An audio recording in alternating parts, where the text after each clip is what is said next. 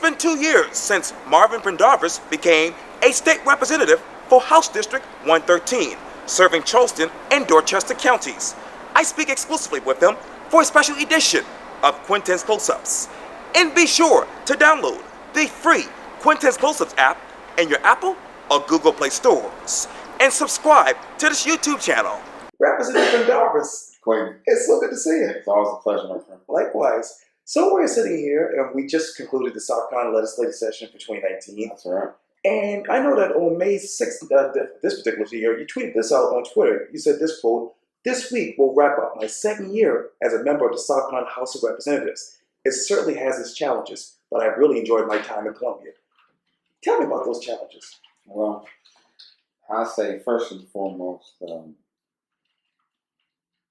even though it's my second year in the House, I'm still young, not only in age, but in years of experience. And so that presents many challenges when it comes to learning the process, navigating the different personalities in the institution that's been there longer than I've been thought about. It's an institution that's produced many great figures in this state. And so for me, I'm still trying to digest it in a way that's comfortable for me, but also one where I can learn to be effective in. And so that's really where the challenges arise. But in addition to that, I'm a very ambitious person. I made no mistake about that. And for me, I've always been one where my time in the General Assembly, I want to be productive. I want to feel like I'm introducing and moving to pass meaningful legislation. I just don't want to be another body out there, but I want to be a voice, and a powerful and effective voice. But that comes with time. And so part of the challenges is, one, being in the minority party, making it difficult to get some of the things that I feel like is where South Carolina needs to be, some of the legislation that is important to me passed. But it's also sharpened me in a way because I've learned to negotiate, work with other people of the different party or other people who are interested in some of the issues that we're working on at the state. So it's a learning process, but it's one that I welcome and look forward to seeing what I've used in my first 2 years as I go into year 3. You talk about some of those issues. Let me talk to you about the Complete Streets bill. Complete streets. Obviously, you filed that particular bill, which will require the Department of Transportation to implement safety measures on roads to make the streets complete for cars, pedestrians, and cyclists. Right. The bill calls for improvements like bike lanes and sidewalks, something right runners and cyclists say will make a big difference. And I know, obviously, when you think about that, what is the data like on the streets right now? So Complete Streets is something it's gotten a lot of traction recently. Sadly, we've seen a spike in a number of our pedestrian fatalities and pedestrian injuries and accidents that take place with bicyclists or pedestrians on our roadways. And so that's created the conversation that we've seen about the condition of our roadways and what can we do to put them in a condition where they're taking into account the various modes of transportation that people use, including walking. And for me, when I introduced the legislation, I knew that the Department of Transportation had some concerns when it came to funding, when it came to implementation, and that's something that we worked on throughout the session.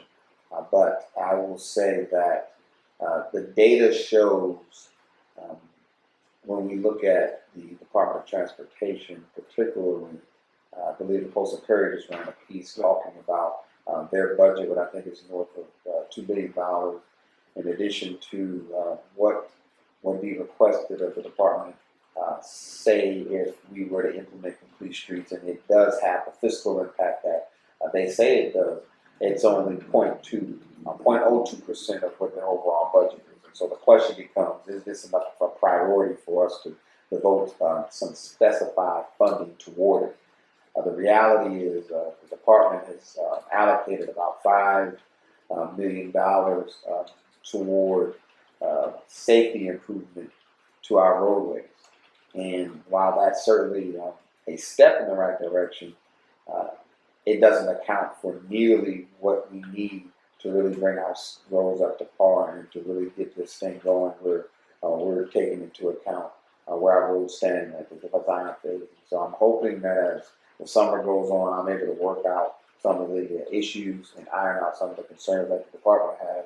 So when we go into 2020, we've got a bill that they feel comfortable with and that we've ironed out the details so that they can pass the House.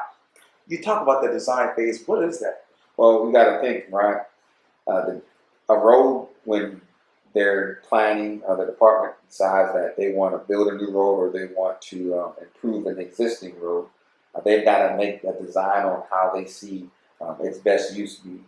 And when they're designing this, I think based on the area, based on the level of traffic and activity in that area, there's an opportunity for the department to really look at whether, depending on its proximity to any residential neighborhoods, maybe some increase of sidewalks, maybe some kind of roundabout, maybe an additional bike lane or creating some bike lanes in some of these areas. And certainly, as we would know in the Charleston area, and this will be something we have to take into account for years to come, but also potential transit lines. You know, we've got the bus rapid transit line that'll probably be here in the next couple of decades. And so that's something that we've got to plan for. And so as we design these roads, we have to have these at the forefront, because if we're not, we're going to continue to see roads that are only suitable for motor vehicles and not anything else. And the truth is, we're not able to build more roadway.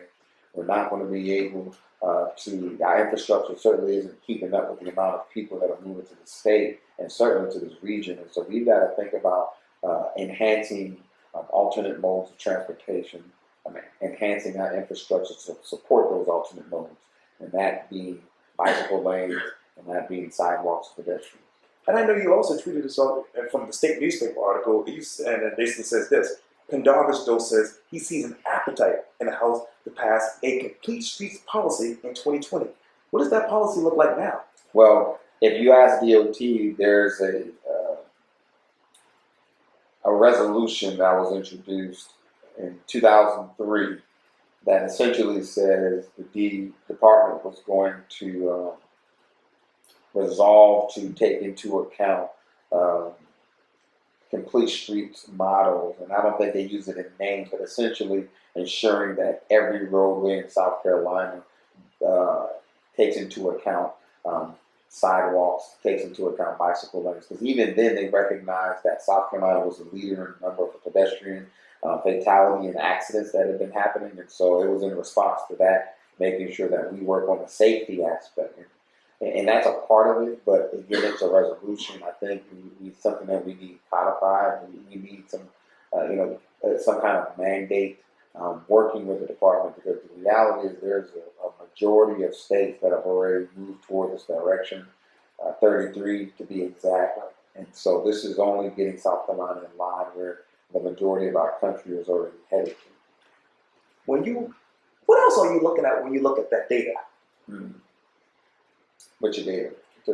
When you think of sidewalks and bicycle lanes and the pedestrian deaths that you're seeing in South Carolina.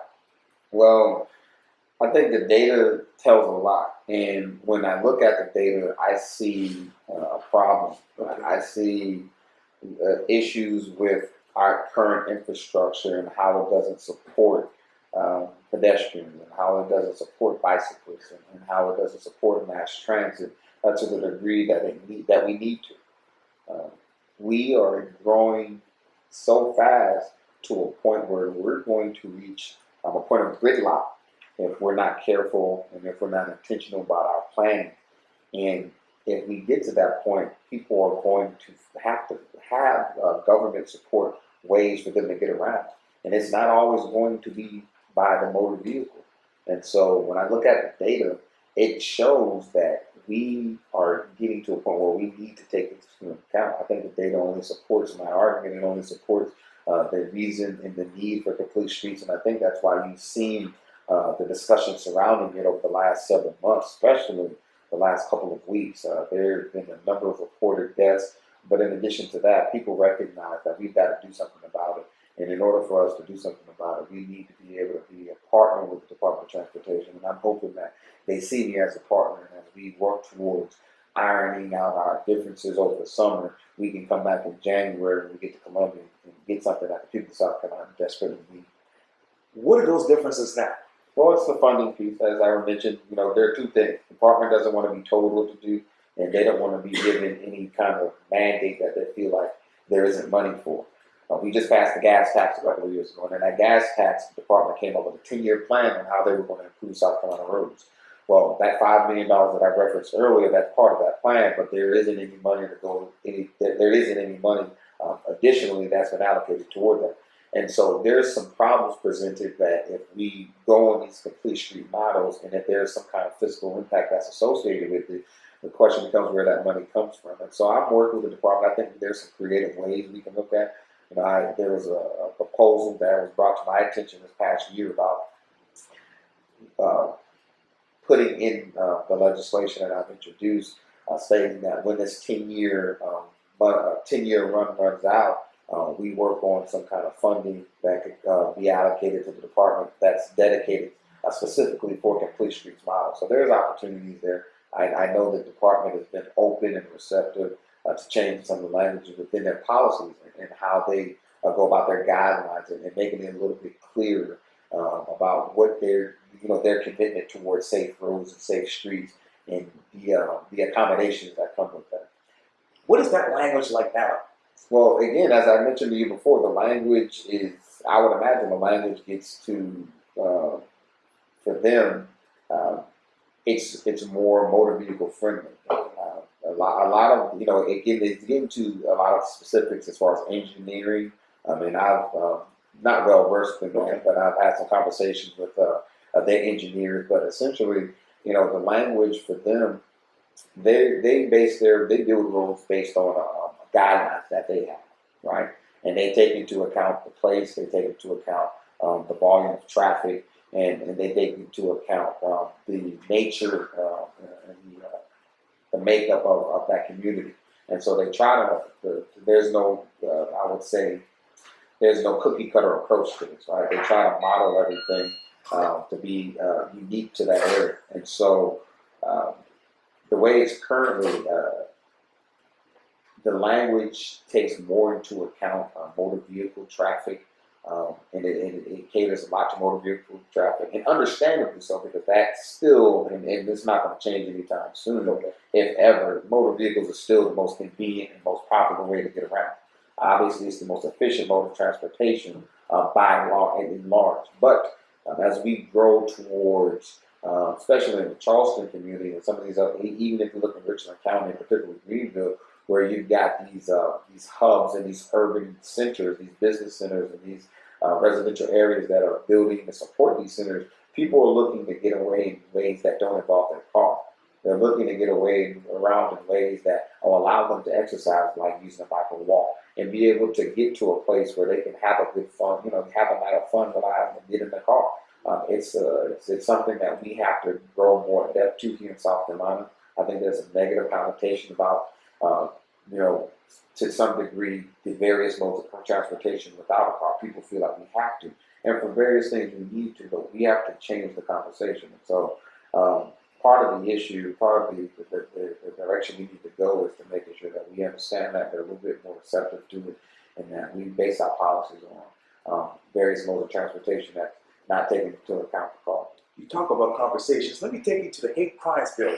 And this is from the city paper. It says this: a bill that will punish to those convicted of a hate crime with a 2-year prison sentence passed a subcommittee recently, and opens up South Carolina to a possibility that someday pass a hate crime law. And as you know, H3063, which passed in the criminal law subcommittee, will make it a felony to commit offense with, quote, an intent to assault, intimidate, or threaten a person because of his race, religion, color, sex, age, national origin, sex orientation, or homelessness. And I know that the bill will be moving to the House Committee in January 2020. When you look at that data, what sticks out in your mind? Well, here's the thing: we need hate crime legislation.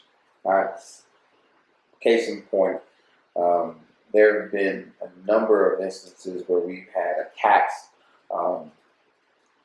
throughout our state, especially here in Charleston, from people, especially downtown. Most recently, someone who identified themselves as within the LGBTQ community, and they were attacked outside of a nightclub. And the police department is very limited by what they can do to prosecute someone based on that. In fact, I think I read recently where they're still having difficulty in finding the culprit. We've got to do something about that. That's just the reality. We need hate crime legislation. I felt like if there was ever a time for us to realize we needed it, it was after Mother Emanuel. But there have been subsequent events that have taken place that tell me that we need to have state legislation on the books. I was very glad to see it pass a House subcommittee and the Judiciary Committee, and it will be taken up by full Judiciary Committee in January. So I think there's an opportunity here. In fact, it's interesting you asked me that because I've been working with a group out of Columbia that have been very vocal about that. In fact, this is Lana Grant out of Columbia. She's done some things, and with her group and organizations, they've really been vocal about hate crime legislation and getting some legislation on books here in South Carolina.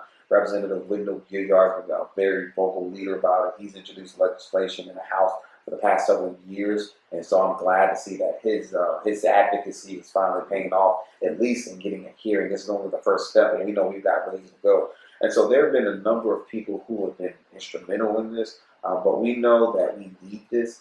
It's time. It's extremely frustrating when you continue to see incidents that aren't able to be prosecuted, and they could potentially be a hate crime. And we needed to be able to protect some of our vulnerable communities and some of our communities that have been victims of these attacks and victims of this hatred and bigotry toward people based on whether it's their skin color or their sexual orientation or how they identify or whatever it is, or their religion. We need to make sure that our laws reflect the direction we're going in as a community. And if someone is perpetrating some kind of criminal act based on those things and those protected groups, we need to be able to have laws in place that will be able to enforce some kind of punishment and bring them to justice accordingly. Why just 2 years for this? Why just 2 years? As far as this proposed bill here, what basically says, if passed, it would give a 2-year prison sentence to the person convicted of the crime. Well, I can't get into the weeds of that. I can say this: it's a model legislation, meaning it's a direction that a number of a number of states have gone who've introduced similar legislation across the country. You look at Georgia; they've recently introduced some legislation to that effect. I know Illinois has introduced some legislation to that effect that's been used as model language across the country. And the reason why you're looking at the 2-year sentence, I think if you look at the law enforcement community, you look at other similar crime, you've got, generally there's going to be an underlying crime that someone has, right? So this will attach to that so that you're able to really make sure someone is brought to justice and is given the appropriate sentence. Now, if the committee feels like that's not enough, they're always at liberty to increase the penalties. If they feel like it's too much, they're at liberty to decrease the penalties. But we know we need something on the books. If you're being charged with a hate crime, then you have some underlying offense, whether it be murder, whether it be assault and battery, whether it be aggravated assault, or any of the other criminal laws that we have on the books. And so in addition to those penalties or those crimes and the associated penalties, you'll be having an enhanced hate crime charge that you have to account for. So there's an opportunity that's going to equip law enforcement, that's going to equip the solicitor's office and all prosecutors with the tools that are necessary for them to properly bring to justice the people who commit these heinous acts. What tools do those solicitor's offices have now? Well, they've only got the particular charge that, for example, if you beat someone up who's African American and say, I'm doing it because you're black and I don't like black people, and it can be proven that you're doing it because of that, or because someone's gay, or because of how someone decides that they want to worship, and we can prove these things. The only thing that you can get is either kill them, obviously some murder charge, and if you use a gun, you'll be able to have the associated gun charges that are associated with that, or if it's severe injury, some aggravated assault. and the accompanying charges that are with that. So the only thing that they have now, the particular charges that are on the books, and sometimes for these families that's not enough. You've got the criminal defense bar that it's a number of criminal defense lawyers that can work out good deals for some of their clients, and so this would just add another layer for the prosecutors to use in situations where it's necessary. How antiquated is this particular law in your mind? Which law? The hate crime law. Well, I don't know if it's antiquated. The hate crime legislation is, I would say, more of a recent phenomenon in our criminal law history, because you got to think there's always been laws on the books, Okay. but there's never been laws on the books to protect particular classes of people.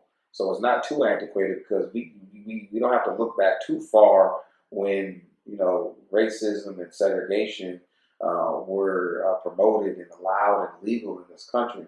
And so there was never a need to have laws that were going to prosecute anyone because of their hatred and subsequent abuse or egregious act towards someone of a different race, because they weren't seen as equal to begin with. And likewise with the LGBTQ community. So as we go on and look throughout time, and as these particular groups become protected groups as deemed by our Supreme Court, then we're going to need legislation that protects them when they're victims of heinous crimes because of how they identify, because of the nature of what they are and who they want to be. And someone decides that this is how they want to take their anger and hatred toward that person out. Obviously, Marvin Emanuel, 4 years later, where are you emotionally in one word? I'm frustrated. I'm frustrated because, as it relates to hate crime legislation, we still haven't done anything to on a state level that would allow the Dylan Roos of the world to be properly prosecuted at the state level. Obviously, he did get some federal charges, and there was, I believe, recently the death penalty was ordered in his situation. But I'm frustrated because as tragic of an event that was, we still haven't taken the necessary steps that we need to take in South Carolina to make sure we've learned from it. And so I know we've made some strides, but I think we've got a ways to go. And certainly there's more work to be done. Suffice it to say that. Oh, that's yeah. And to be continued. To be continued. It's always a pleasure, Quintin. Likewise, thank you, Representative Marvin Pendarvis, for your time here on Quintin's Both Sides. Thank you, my friend. You're welcome. Look forward to the next one. Yes, sir.